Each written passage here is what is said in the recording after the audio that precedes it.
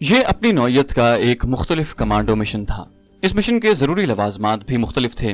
اتنے بڑے ڈیم کی اتنی مضبوط دیوار میں شگاف کرنا کوئی آسان کام نہیں تھا، اور شگاف بھی 3 جگہوں پر کرنے کی ضرورت تھی۔ صرف ایک جگہ شگاف ڈالنے سے دیوار نہیں ٹوٹ سکتی تھی۔ جس دیوار نے ڈیم کے کروڑوں ٹن وزنی آبی ذخیرے کو سنبھالا ہوا تھا، وہ کوئی معمولی دیوار نہیں ہو سکتی تھی۔ اسے 3-4 جگہوں سے اڑانے کے لیے انتہائی طاقتور دھماکہ خیز مواد کی ضرورت تھی۔ چنانچہ جب شیر خان نے شاہ جی سے ایسے طاقتور دھماکہ خیز مواد کے بارے میں پوچھا تو انہوں نے کہا کہ آپ کو اس مشن کے لیے جن جن چیزوں کی ضرورت ہوگی وہ ساری چیزیں آپ کو مل جائیں گی۔ ہم نے تمام انتظامات کر کے رکھا ہوا ہے، آپ کو صرف ایک جامع اور کارگر حکمت عملی تیار کرنی ہوگی۔ پورے غور و فکر کے بعد ایک ایسا منصوبہ بنانا ہوگا جس میں ناکامی کا ذرا سا بھی امکان نہ ہو، کیونکہ پاکستان کے خلاف بھارت کے انتہائی خطرناک منصوبے کو خاک میں ملانے کے لیے یہی ایک آخری حربہ ہے۔ کمانڈو شیر خان نے کہا، اگر ہم نے عقل سے کام لیا اور پوری سوچ سمجھ کے ساتھ ہر پہلو کو ذہن میں رکھتے ہوئے کوئی منصوبہ تیار کیا تو انشاءاللہ ہم اپنے مشن میں ضرور کامیاب ہوں گے۔ شاہ جی کہنے لگے، اب میں آپ کو 2-3 باتیں اس 300-350 سال پرانے قلعے کے بارے میں بتانا ضروری سمجھتا ہوں، کیونکہ اس قلعے کو آپ نے اپنے کمانڈو مشن میں بطور بیس کیمپ کے استعمال کرنا ہوگا۔ اپنے منصوبے کے مطابق آپ کو اسی پرانے قلعے میں سے نکل کر ڈیم کی دیوار میں دھماکہ خیز مواد بھرنے کے واسطے سوراخ ڈالنے جانا ہوگا، اور اسی پرانے قلعے میں آپ واپس آ جایا کریں گے۔ ہو سکتا ہے اس کام میں آپ کو 1 ہفتہ لگ جائے، کیونکہ ڈیم کی دیوار میں سوراخ 6-7 جگہوں پر ڈالنے ہوں گے، اور اس بات کا خیال رکھ کر دیوار میں سوراخ کرنے ہوں گے کہ جس چیز سے بھی آپ پتھر کی دیوار میں سوراخ ڈالیں گے اس کی آواز اتنی زیادہ نہ ہو کہ دیوار کے اوپر جنگلے پر گشت کرتے سنتری کو ہوشیار کر دے، اور وہ ایمرجنسی روشنیاں جلا کر اوپر سے آپ پر فائرنگ شروع کر دے، اور اس کے ساتھ ہی خطرے کا سائرن بھی بجنے لگے۔ اگر ایسا ہو گیا تو پھر آپ کے لیے دوبارہ اس علاقے میں داخل ہونا ناممکنات میں سے ہوگا۔ یہ بات اچھی طرح سے ذہن نشین کر لیں کہ آپ کا پہلا چانس ہی آخری موقع ہوگا۔ آپ کو ڈیم کی دیوار کی پوری تصویریں مل جائیں گی جو ایک ہیلی کاپٹر کے ذریعے دیوار کے اوپر سے اس کے پہلو سے اتاری گئی ہوں گی۔ فی الحال میں آپ کو دیوگری کے قلعے کے بارے میں بتانا چاہتا ہوں۔ یہ بتائیں، کیا آپ بھوت پریت پر یقین رکھتے ہیں؟ یہ ایک ایسا سوال تھا جس کی شیر خان اور شاہد علی کو بالکل ہی توقع نہ تھی۔ شاہد علی نے کہا، بھوت پریت سے آپ کی کیا مراد ہے؟ شاہ جی بولے، میری مراد یہ ہے کہ کیا تمہیں کبھی ویران حویلیوں، بے آباد گھروں اور پرانے قلعوں میں کسی بھوت یا بدروح سے ملنے کا اتفاق ہوا ہے؟ شاہد علی نے مسکراتے ہوئے کہا، کم از کم مجھے ایسا اتفاق نہیں ہوا۔ شیر خان بولا، مجھے بھی نہیں ہوا۔ شاہ جی بھی مسکرائے، کہنے لگے، بہرحال ایسا اتفاق مجھے بھی نہیں ہوا، لیکن دیوگری کے اس پرانے قلعے کے بارے میں کہا جاتا ہے کہ وہاں کوئی بھٹکتی ہوئی روح رہتی ہے۔ رات کے وقت قلعے میں سے کسی عورت کے رونے کی آواز بھی آ جاتی ہے۔ میں یہ تمہیں اس لیے بتا رہا ہوں کہ اگر تم لوگوں کو ایسی آوازیں آئیں تو گھبرانا نہیں، سمجھ لینا کہ یہ کوئی بھٹکی ہوئی روح یا بدروح کی آوازیں ہیں، یا جن اور شیاطین میں سے کوئی تمہیں ڈرانے کی کوشش کر رہا ہے۔ شیر خان نے کہا، ٹھیک ہے۔ شاہد علی بولا، ان توہمات کو چھوڑ کر میرا خیال ہے کہ ہمیں اپنے اصل موضوع پر آ جانا چاہیے۔ یہ بتائیے کہ ڈیم کی دیوار میں سوراخ ڈالنے کے لیے ہمیں کوئی ایسا اوزار دستیاب ہو سکے گا جس کی آواز بھی زیادہ نہ ہو لیکن جو دیوار کے چٹانی پتھروں کو تیزی سے کاٹ بھی سکے؟ شاہ جی بولے، جھانسی میں ہمارے رضاکار مجاہد موجود ہیں، وہ تمہاری مدد کریں گے۔ دلی سے ہمارا ایک آدمی تم لوگوں کے ساتھ جھانسی تک جائے گا، وہ تمہیں جھانسی میں مجاہدوں کی خفیہ پناہ گاہ میں قاسم جان سے ملا دے گا۔ Qasim Jan Indian commando force کا سابقہ فوجی ہے اور جھانسی میں ہماری خفیہ تنظیم کا انچارج ہے۔ اس مشن میں تم لوگوں کو جس قسم کی بھی مدد درکار ہوگی، قاسم جان تمہاری مدد کرے گا۔ اب تم یہ بتاؤ کہ اس مشن پر روانہ ہونے کا تمہارا کب ارادہ ہے؟ شیر خان نے کہا، یہ ہماری زندگی اور موت کا مشن ہے، ہم اس مشن پر روانہ ہونے کے لیے ہر وقت تیار ہیں۔ شاہ جی بولے، ٹھیک ہے، میں آج ہی جھانسی میں قاسم جان کو اطلاع کرتا ہوں اور انہیں ساری تفصیل بیان کر دیتا ہوں۔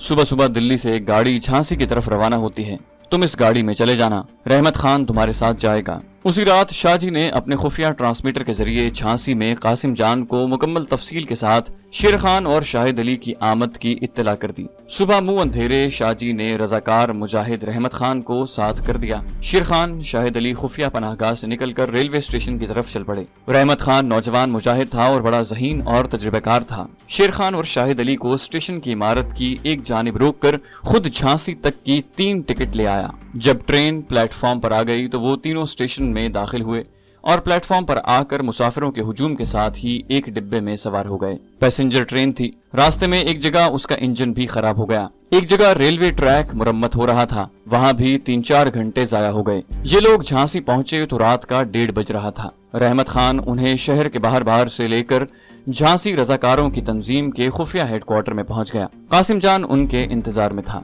वो शेर खान और मुजाहिद शाहिद अली से गले लगकर मिला और कहने लगा, तुम लोगों की बड़ी तारीफ सुनी थी, आज मुलाकात करके बड़ी खुशी हुई है। मेरा ख्याल है कि अभी तुम लोग आराम करो, बाकी बातें सुबह होंगी। दूसरे रोज कासिम जान, शेर खान और शाहिद अली एक जगह बैठ गए। कासिम जान बोला, जिस मिशन पर आप लोग यहाँ आए हैं इसकी अहमियत का मुझे पूरा एहसास है। शाहजी की ज़बानी भी मुझे सब कुछ मालूम हो चुका था। मैं समझता हूँ कि सबसे पहले जरूरी है कि आप लोग अपने टारगेट के इलाके का एक खुफिया दौरा करें ताकि आपको अंदाजा हो सके कि आप कहाँ कहाँ क्या क्या कुछ कर सकते हैं। शेर खान ने कहा, आपने बिल्कुल ठीक कहा, हम ऐसा ही करते हैं। कासिम जान बोला, अपना एक मुजाहिद बशीर अली तुम्हें देवगरी के किले तक अपने साथ ले जाएगा। ये एक तरह से सर्वे मिशन होगा। दोपहर के वक्त कमांडो शेर खान और शाहिद अली मुजाहिद बशीर अली के हमरा झांसी से ट्रेन में सवार होकर रोहितगढ़ की तरफ चल पड़े, जो वहां से 60 किलोमीटर के फासले पर था। सवा घंटे में ट्रेन रोहितगढ़ पहुंच गई।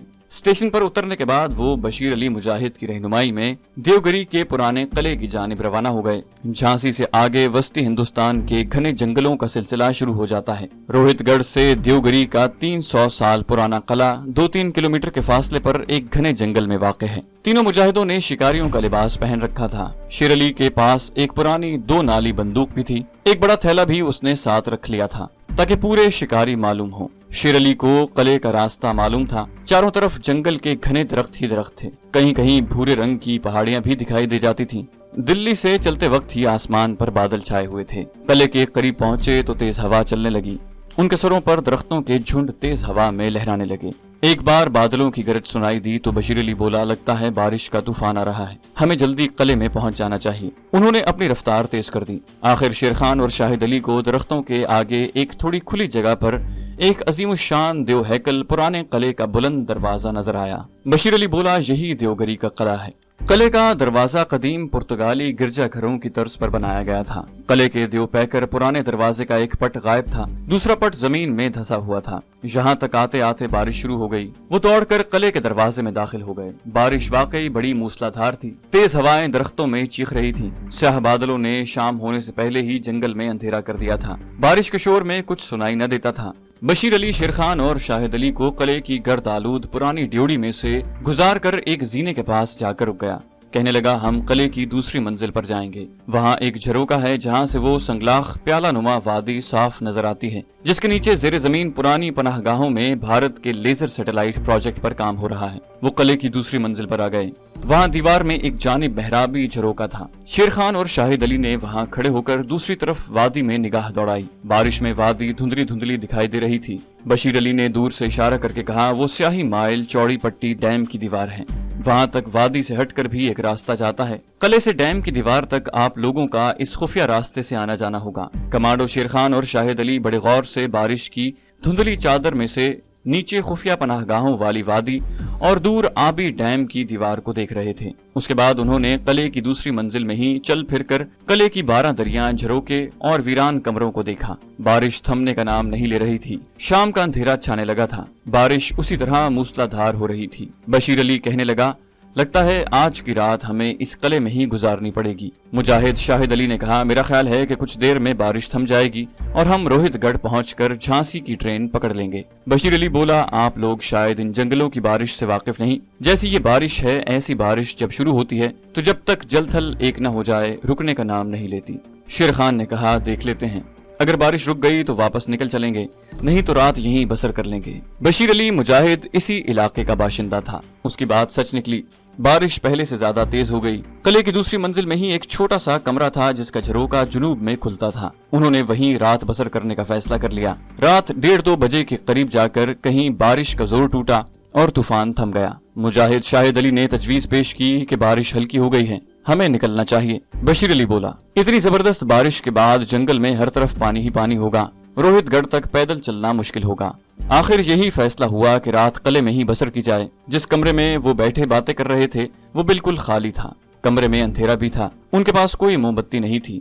अगर उन्हें किले में रात बसर करने का पता होता तो अपने साथ 4-5 मोमबत्तियां ही ले आते। अंधेरे कमरे में बैठे एक दूसरे से बातें कर रहे थे। शेर खान की आदत बन गई थी कि वो अपने पास एक सिगरेट लाइटर या माचिस जरूर रखता था। उस वक्त भी एक माचिस उसके पास मौजूद थी। थोड़ी थोड़ी देर के बाद वो माचिस की तीली जलाकर उसकी रोशनी में एक दूसरे को पल भर के लिए देख लेते बशीर अली तो एक तरफ फर्श पर पड़कर सो गया। शाहिद अली और शेर खान अभी तक जाग रहे थे। दोनों सख्त जान कमांडो थे और वक्त पड़ने पर रातों को जाग सकते थे। शेर खान ने शाहिद अली से कहा, तुम यहाँ बैठो, मैं किले के दूसरे कमरों में जाकर देखता हूँ, शायद कहीं किसी ताक में रखी हुई कोई मोमबत्ती या दिया मिल जाए, उसे जलाकर कम से कम रोशनी तो कर सकेंगे। शाहिद अली बोला, इसकी क्या जरूरत है, बैठे रहो और 3 घंटे रात बाकी रह गई है। मगर कमांडो शेर खान न माना, कहने लगा, मैं 1 मिनट में आ जाऊंगा। ये कहकर कमांडो शेर खान कमरे से निकलकर बाहर राहदारी में आ गया। जहां उसने माचिस की तीली जलाकर उसकी रोशनी में दीवारों को देखा कि शायद किसी ताक में कोई मोमबत्ती वगैरह पड़ी हो, मगर ताक खाली पड़े थे। वो माचिस की तीलियां जलाते हुए आगे को चला। राहदारी जहां खत्म होती थी वहां से एक पत्थर का जीना ऊपर को जाता था। शेर खान जीना चढ़कर ऊपर गया तो माचिस जलाकर देखा कि ये एक खुला सा कमरा है जिसका एक झरोका जंगल की तरफ खुलता है। इस झरोके में से अब्र आलूद रात की बहुत ही धुंधली सी रोशनी अंदर आ रही थी। माचिस जलाकर शेर खान आगे बढ़ा तो उस कमरे के वस्त में छोटे से चबूतरे पर एक संदूक पड़ा हुआ था। करीब आकर देखा तो वो एक बोसीदा ताबूत था जिसके साथ जाले लिपटे हुए थे। जिस चीज की उसे तलाश थी वो उसे ताबूत के सरहाने की जाने पत्थर की एक ऊंची चौकी पर रखी हुई मिल गई। ये एक आधी इस्तेमाल शुदा मोमबत्ती थी। शेर खान ने पहला काम ये किया कि मोमबत्ती को माचिस की तीली जलाकर रोशन कर दिया। अब उसने झुककर ताबूत को देखा। ताबूत पर गर्द और लकड़ी के जालों की तह जमी हुई थी। शेर खान समझ गया कि ये किले में रहने वाले किसी पुराने खानदान के फर्द का ताबूत है। उसने मोमबत्ती हाथ में ले ली और इस ख्याल से वापस हुआ कि चलकर इस कमरे को रोशन करते हैं जहां शाहिद अली अंधेरे में बैठा उसका इंतजार कर रहा है। जैसे ही वो मोमबत्ती थाम कर वापस मुड़ा, उसे ठक ठक की आवाज सुनाई दी। शेर खान वहीं रुक गया। उसने पलट कर देखा, वहां कुछ भी नहीं था। ये सोचकर कि जंगल के किसी दरख्त पर हुदहुद परिंदे ने अपनी चोंच टहनी पर मारकर ठक ठक की आवाज पैदा की होगी, शेर खान वापस चल पड़ा। उसने अभी एक कदम ही बढ़ाया था कि वही ठक ठक की आवाज दोबारा सुनाई दी। अब शेर खान वापस मुड़कर ताबूत के पास आकर खड़ा हो गया। उसे ऐसा महसूस हुआ कि ठक ठक की आवाज ताबूत में से आ रही है। फिर उसे ख्याल आया कि इस ताबूत में तो सदियों पुराने किसी मुर्दे का पिंजर पड़ा होगा, अंदर से आवाज कैसे आ सकती है। वो यही सोच रहा था कि वही आवाज फिर सुनाई दी। 3 बजे रात का समा था। अंधेरे सुनसान जंगल में पुरस्रार किले का आसेबी माहौल। शेर खान आखिर इंसान था। एक लम्हे के लिए उसके जिस्म में खौफ की हल्की सी लहर दौड़ गई, लेकिन दूसरे ही लम्हे उसके अंदर एक मुसलमान कमांडो मुजाहिद की जुर्रत और बेखौफी गालिब आ गई। जब तीसरी बार ताबूत के अंदर से ठक ठक की आवाज आई तो साफ मालूम हो रहा था कि ताबूत के अंदर से कोई ठक ठक कर रहा है। कमांडो शेर खान ने मोमबत्ती पत्थर की चौकी पर लगा दी और दोनों हाथों से ताबूत का ढकना उठाने की कोशिश की। थोड़ी सी कोशिश के बाद उसने ताबूत का ढकना उठा दिया।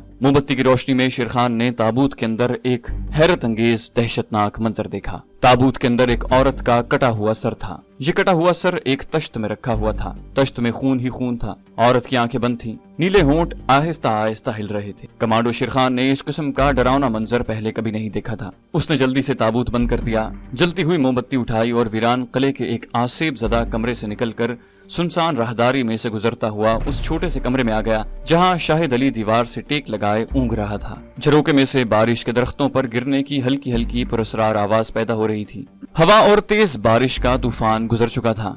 अब सिर्फ हल्की हल्की बारिश हो रही थी। झरोके के बाहर जंगल में अंधेरा ही अंधेरा था। कमांडो शेर खान के कदमों की आहट से शाहिद अली ने चौंक कर देखा। शेर खान ने मोमबत्ती फर्श पर लगा दी। उनका गाइड मुजाहिद बशीर अली करीब ही फर्श पर गहरी नींद सो रहा था। शेर खान शाहिद अली के पास बैठ गया। शाहिद अली ने पूछा, ये मोमबत्ती तुम्हें कहाँ से मिली?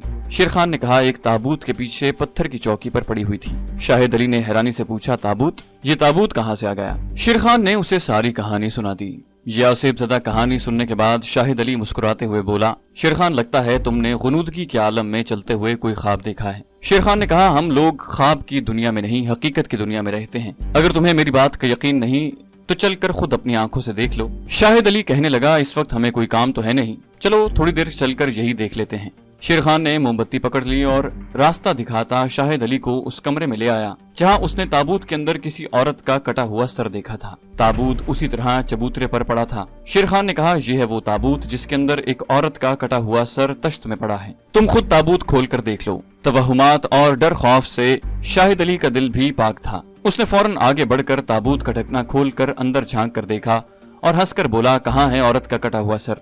यहाँ तो किसी मुर्दे की हड्डियों के सिवाय और कुछ भी नहीं। अब कमांडो शेरखान ने भी झुक कर देखा। वाकई ताबूत में सिवाय मुर्दे की हड्डियों के और कुछ भी नहीं था। औरत का कटा हुआ सर बमा तश्त के गायब था। शेरखान ने हैरत से कहा, यकीन करो शाहिद, मैंने औरत का कटा हुआ सर अपनी आंखों से देखा है। शाहिद अली बोला, तो फिर कहाँ चला गया? ये कहकर मुजाहिद शाहिद अली ने ताबूत बंद कर दिया और बोला, ये तुम्हारा वहम भी हो सकता है। आओ अपने कमरे में चलकर कुछ देर आराम करते हैं, सुबह होने वाली है, हमें वापस झांसी भी जाना है। कमांडो शेरखान ने सर खुजाते हुए दिल में सोचा कि हो सकता है ये उसका वहम ही हो और उसके नीम खाबीदा थके हुए जहन ने उसे ताबूत के अंदर किसी औरत का सर दिखा दिया हो। बहरहाल उसके पास इस किस्म की तवहुमाती और गैर फितरी बातों पर गौर करने के लिए ना तो वक्त था और ना ये उसके मुजाहिदाना कमांडो मिजाज के मुताबिक ही थी। दोनों ताबूत वाले आसेब ज़दा कमरे से निकलकर अपने ठिकाने की तरफ चल पड़े। जब वो पुराने किले के इस आसेब ज़दा ताबूत वाले कमरे से निकल रहे थे तो ऐन उस वक्त ताबूत के पास एक औरत का हयूला नमूदार हुआ। औरत ने दुल्हनों वाला रेशमी लिबास पहन रखा था। उसने कमांडो शेरखान और शाहिद अली को आसेब ज़दा कमरे से बाहर जाते देखा। एक हल्की सी आह भरी और गायब हो गई। किले की दूसरी मंजिल वाले छोटे कमरे में आकर शेरखान और शाहिद अली पुरस्रार ताबूत के बारे में बातें करने लगे। शेरखान बोला, तुम मानो या न मानो मगर ये किला आसेब ज़दा है। शाहिद अली बोला, भाई इस किस्म के पुराने सभी किले आसेब ज़दा ही होते हैं तो होते रहें, हमें क्या। शेरखान कहने लगा, शाहिद भाई मुझे अब भी यकीन है कि मैंने अपनी आंखों से ताबूत के अंदर एक औरत का कटा हुआ सर देखा है। शाहिद अली ने कहा, भाई देखा है तो हमें इससे क्या लेना देना, तुम ये बताओ कि वापस निकलने के बारे में तुम्हारा क्या ख्याल है। मेरा तो ख्याल है कि दिन निकलने वाला है, हमें यहाँ से चल पड़ना चाहिए। कमांडो शेरखान ने झरोके में से बाहर निगाह दौड़ाई। अबरालूद आसमान पर शहर की धीमी धीमी सफेदी झलकने लगी थी। उसने कहा, ठीक है, हमें झांसी जाने वाली सुबह की गाड़ी मिल जाएगी, मैं बशीर को उठाता हूँ। उसने बशीर अली गाइड को जगा दिया। वो कलमा शरीफ पढ़ता हुआ उठ बैठा। झरोके में से आती शहर की धीमी धीमी रोशनी को देखते हुए बोला, सुबह हो रही है। शाहिद ने कहा, बारिश भी हल्की हो गई है, हमें वापस चल पड़ना चाहिए। बशीर अली ने कहा, हाँ, रोहितगढ़ से हमें बम्बई से झांसी जाने वाली सुबह की गाड़ी मिल जाएगी, चलो। तीनों मुजाहिद किले से निकल आए। अब सिर्फ बारिश की फुहार सी पड़ रही थी। शाहिद अली और शेरखान ने बशीर अली को किले के पुरस्रार ताबूत के बारे में कुछ बताने की जरूरत महसूस न की। रात भर की तूफानी बारिश ने जगह जगह गढ़ों में पानी भर दिया था। रात का अंधेरा आहिस्ता आहिस्ता शहर की सफेदी बनकर तहलील हो रहा था। गाइड बशीर अली उन्हें एक दूसरे रास्ते से जंगल से बाहर ले आया। वो जब रोहितगढ़ के रेलवे स्टेशन को जाने वाली कच्ची सड़क पर आए तो सुबह के उजाले में सड़क दूर तक खाली नजर आ रही थी। सड़क पर बेशुमार छोटे छोटे पत्थरों की बजरी सी जमा थी। वो पैदल चलते रोहितगढ़ के स्टेशन पर चले गए। यहाँ से उन्हें झांसी जाने वाली सुबह की गाड़ी मिल गई और वो झांसी पहुंच गए। मुजाहिद कासिम जान झांसी के मुजाहिदों की तंजीम की खुफिया पनाहगाह में बेचैनी से इन लोगों का इंतजार कर रहा था। उन्हें देखते ही बोला, खुदा का शुक्र है कि तुम लोग वापस आए, मैं तो यही समझा था कि तुम भारत की किसी CID के हत्थे चढ़ गए हो। कमांडो शेरखान ने कहा, रात बारिश का इस कदर जोरदार तूफान था कि हमें रात देवगरी के किले में ही बसर करनी पड़ी। कासिम जान बोला, ठीक है, ये बताओ कि तुम लोगों को टारगेट को करीब से देखने का भी मौका मिला या नहीं। मुजाहिद शाहिद अली कहने लगा, जितना देखना जरूरी था उतना हमने देख लिया है, अब हमें अपना मिशन शुरू कर देना चाहिए। मैं खुद भी यही चाहता हूँ, कासिम जान ने कहा। कमांडो शेरखान ने कहा, डैम की चटानी दीवार हमारा असल टारगेट है। हमारे पेश नजर इस वक्त 2 मरहले हैं। पहले मरहले में हमें डैम की दीवार में सुराख डालने हैं। दूसरा मरहला इन सुराखों में ऐसा बारूद भरना है जो मिकदार में कम हो लेकिन तबाही में इंतहाई धमाका खेज हो। सबसे अहम मसला इस वक्त डैम की दीवार में सुराख करने का है। ये सुराख किसी प्रेशर ड्रिल के बगैर नहीं डाले जा सकेंगे और प्रेशर ड्रिल खा कितना ही छोटा क्यों ना हो, उसकी आवाज जरूर पैदा होगी जो हमारे लिए खतरनाक साबित हो सकती है। इस मसले का हल सबसे पहले सोचना है। कासिम जान बड़े गौर से शेरखान की बात सुन रहा था। कहने लगा, समझो कि ये मसला हल हो चुका। उसके बाद कासिम जान ने कोने में पड़े संदूक में से छोटे साइज की एक मोटर निकालकर शेरखान और शाहिद अली को दिखाई और कहा, ये मोटर बैटरी से चलती है। इसके आगे बेहद मजबूत फौलादी कटर लगा हुआ है जो सख्त से सख्त पत्थर में भी बड़ी तेजी से सुराख डाल सकता है। शेरखान और शाहिद अली मोटर को गौर से देखने लगे। ये मुख्तसर से साइज की मोटर थी।